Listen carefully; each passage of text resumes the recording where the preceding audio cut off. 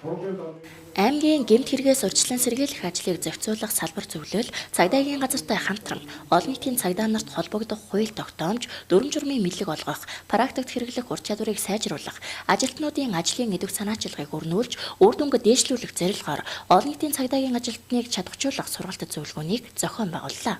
Сумдад ажиллаж байгаа олон нийтийн байцаагч нараа чадваржуулах, сургууль семинар зохион байгуулах, тэдэнд хувцас хэрэглэл олгох гэж төлөвлөгөөнд туссан байгаа. Энэ төлөвлөгөөний дагуу одоо өнөөдөр Ховд аймгийн цагдаагийн газартайгаа хамтраад сумдад ажиллаж байгаа олон нийтийн байцаагч нарынхаа сургалт зөвлөгөөнийг зохион байгуулж байна.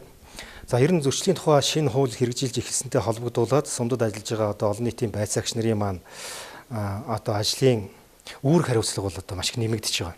Тийм учраас тэдэнд ур чадвараа олгох, мэрэгжлийн дадлага эзэмшүүлэх шаардлагатай хууль эрх зүйн мэдлэг олгох юм зайлшгүй шаардлага бол байгаа. За сумдад бол олон нийтийн байцаагч нар маань төдийлөн тогтвор суурьшилтай ажиллахгүй бас гарч орох тийм ээ. Өөр алжиж хийжлэх ийм тохиолдлууд бол байна. Энэ юутай холбоотой гэхээр нөгөө л төсөл санхүүтэй холбоотой байгаа. За хуучин хэрэгжүүлж байсан цалингийн доод хэмжээгээр энэ хүмүүс маань урамшил аваад ингэж явж байгаа. 100 гаруй мянган төгрөгийн урамшил одоогор бол өгч байгаа. Нөгөө төсөл хөтөлбөртэй холбоотой нэмэгдүүлэх одоогийн цалингийн доод хэмжээтэй уялдуулахын асуудал байгаа боловч бас тодорхой үр дүнд хүрэхгүй төсөл санхүүтэй холбоотой ингэж яваад байгаа. За бидний өнөөдөр авч байгаа нэг арга хэмжээ бол энэ хүмүүсээ бас нэг хувцас хэрэглэлтэй болгоё. Бас нэг зүгээр жирийн иргэдээс арай өөр ялгадах ийм онцлогтой байлгая гэдэг ийм үднээс нь өвөл зуны бүрэн хувцас хэрэглэлтэй болгож байгаа. Жишээлбэл эдгээр чинь хүүтэн нойтон хөдөөгаа ажиллах зайлшгүй шаардлага гарна. Дээрээс нь энэ зөрчлийн хууль болон бусад хуулинд зааснаар бол заавал гэмт хэрэг гарлаа гэхэд гэрчийг заавал байлцуулдаг, иргэдийн төлөөллийг заавал байлцуулах ийм хуулийн заалттай. Тийм учраас энэ олон нийтийн байцаагч нар бол сумдад ажиллах нь бол яг тулгамдж байгаа асуудал, нэн тэргүүний асуудал болцсон байна.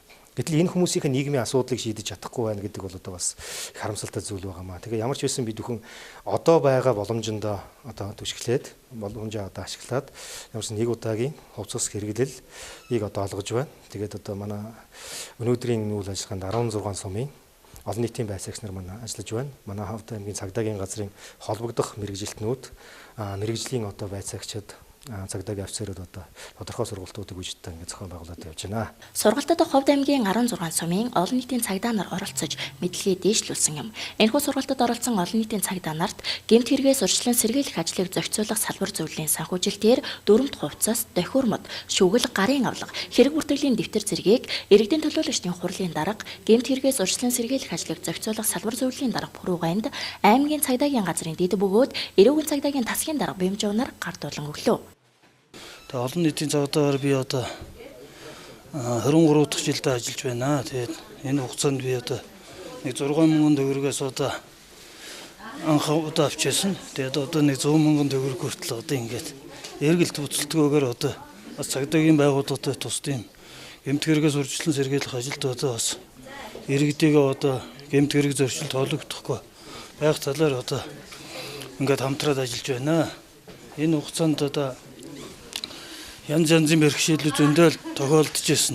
За тэгээд тэрнийг бас цагдаагийн байгууллагатай иргэдийн хуралтайгаа ингээд хамтраад ингээд ард иргэд дундаа ингээд олон нийтийн байцаагч гэж ясан бол бас цагдаагийн ерөнхий газрын дэргэдэх тэр олон нийтийг харьцах сургууль гэдэг тэнд бас суралцсан тэр хөөрсөн цуугаад бас олон нийтийн цагдаа гэдэг ийм алуун тушаалд очлаа. Тэгээд бид нэр хамтраад ингээд гэмт хэрэгээс урьдчилан сэргийлэх ажлыг маш эрчимтэй цаг үеийн нөхцөл байдалтай уялдуулаад зөрчлийн тухай хууль гарсантай холбогдуулаад ард иргэдэд болвол гэмт хэрэгээс зөрчлийн тухай хууль гэж юу вэ гэдгийг ард иргэдэд их сурталч таниулах ийм үйл ажиллагааг бид нэр ингээд хамтраад ажиллаж байна.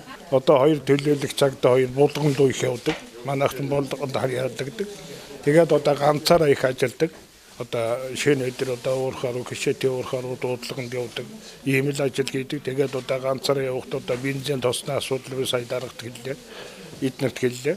Тэгээд өөрөө манайхан самгныг яахан мохлогтой нөгөөхөөс 500-ыг аваад явдаг. 100,000 цаас хаанач хөлдгүй юм л. ажилтай байдаг юм дээ. Тэрийг шийдээд өгчих юм болов? Тэрийг шийдээд өгчих юм бол бид бүгд одоо цаашдаа сум орон нутагтаа болон аймагтаа ажиллахад одоо бэлэн байгаа. Ийм л улсууд. Хамгийн ажлын хамгийн гол бэрхшээлгүй бол хувцгүй үнэлэхгүй байсан. Одоо хувцтай болсон үнэлэгдсэн. Ерөнхийдөө одоо бол ажил төрлөгийн хот олон их нуур улаахгүйгээр ажиллах байхаа гэж бодож байна. Ер нь бол тэр зөвлөлтөө цалин хөлс бол маш бага байгаа биднэрийнх. Тэгээд одоо эрүүл мэндийн даатгал, нийгмийн даатгал бүгднийг ангараа төлж өгнө гэж байгаа. Энэ нь болохоор бидний амьдралд маш их хөшөөрөгтэй болов уу гэж бодож байна. Сумдад ажиллаж байгаа олон нийтийн цагдаа нарын хувьд олон нийтийн байц цагчаас эхлээд 1-20 гаруй жилийн хугацаанд ажиллаж хөдөө орон нутагт гэмт хэрэгээс урьдчилан сэргийлэх ажилд өөрсдийн хувь нэмрээ оруулсаар байна. Цалин хөлс багтай, ажиллах нөхцөл хангамж төдийлөн сайн байгаагүй дүгнэлт хийж, эхний ээлжинд хувцс хэрэглэлээр хангаж, цаашлаад эх оноос өгч буй урамшууллын хэмжээг нэмэгдүүлж, улмаар эрүүл мэндийн нийгмийн даатгалыг нь төлөх болсонд олон нийтийн цагдаа нар баяртай байна.